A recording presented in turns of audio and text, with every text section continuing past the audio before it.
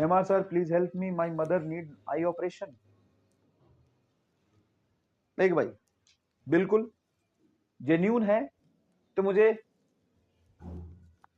Instagram पे hospital का address भेज दे, पैसा मैं हॉस्पिटल वाले को दे दूंगा, तुमको तो नहीं दूंगा। बोलना नहीं चाहिए, लेकिन बहुत बच्चे ठगते हैं ब्लॉफ मार के यार। और मैं ये नहीं कह रहा हूँ कि सभी बच्चे जेन्यून भी होते हैं। कौन है? हाजमुल जाम, MR sir please help me, my mother need eye operation. ठीक है, तो डायरेक्ट मुझे हॉस्पिटल का डिटेल बता, ठीक है, वहीं पे पैसा जाएगा डायरेक्ट। मतलब तुम्हें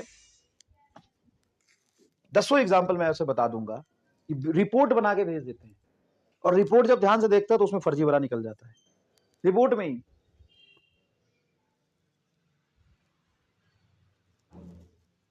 बहुत बेवकूफ बनाते हैं। एकदम मेरी माँ हॉस्पिटल में एकदम बैठी है, प्लीज मुझे 20,000 रुपए दे दीजिए। मैंने बोला ठीक है, तो हॉस्पिटल का एड्रेस बता दे, डॉक्यूमेंट्स भेज, कहाँ बैठी है।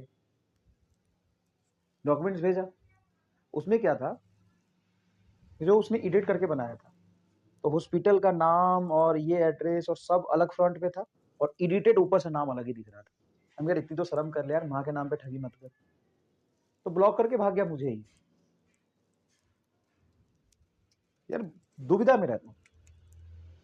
पिछले साल एक बच्चा सेलेक्ट हुआ था, आर्यन। उसके पास एक लड़की का मैसेज आया, उसके घर वाले उसको पढ़ने नहीं देते हैं, उस लड़की को आप कुछ पढ़ने का सपोर्ट दे दीजिए।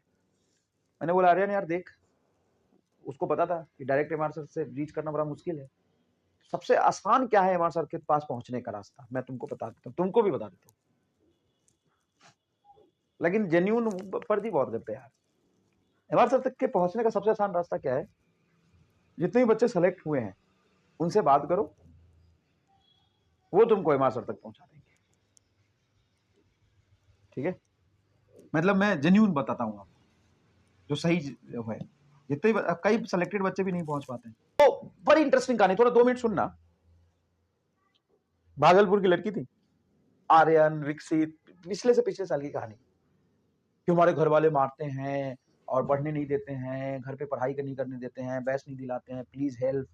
हम यार बैच तो मैं दिलवा दूंगा आर्यन, तू खुद देख ले, जेन्यून है। सर हाँ सर, लड़की बहुत परेशान है बेचारी, आप उसकी मदद कर दीजिए। चल बैच तो मैं दिलवा दूंगा, लेकिन लड़की है, उसको मैं बिना उसके माता पिता के कंसर्न के मैं बुला कैसे सकता हूँ? उसके माता पिता का नंबर मांगा। तो बहुत टाइम चला, फिर उसने अपनी माँ का नंबर दिया। फिर मैंने बोला आर्यन तू बात कर ले, बता क्या है। उसी समय मैं पटना जा रहा था, तो मैंने बोला कि पटना उसको बुला ला। तो पटना में सेमिनार था ना, मैं आया, वो लड़की और वो माँ दोनों आई, मिली, बहुत दिन इंतजार किया, फिर मिली मेरे से। तो मैंने उसके माँ से पूछा, भाई मतलब उसकी माँ को देख के ना, मतलब माँ क्या होती है ना, वो चीज उसकी आंखों से झलक रहा था। आंख में आंसू लिए हुए मैंने उसको नमस्ते किया, मैंने पूछा बताइए, साइड में आइए आप दोनों लोग, बताइए क्या दिक्कत है। इसने बोला का पढ़ने नहीं देते। उसकी माँ पता है क्या बोलती है, मैं किसी का नाम नहीं ले रहा हूँ, और ऐसी घटना जनरली बहुत होता है।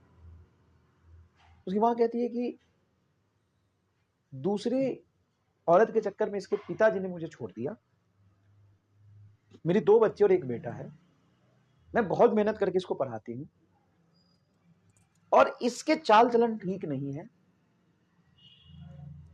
इसको मैंने इसके आंख के सामने बोला कि इससे पूछिए, इसको 2 बार मैंने पकड़ा है,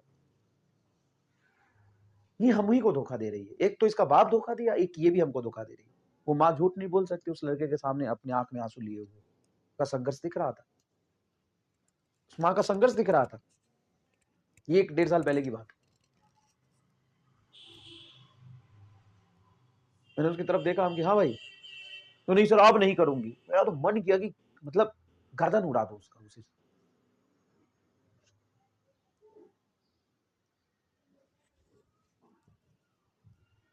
गर्दन उड़ा दो उसी समय।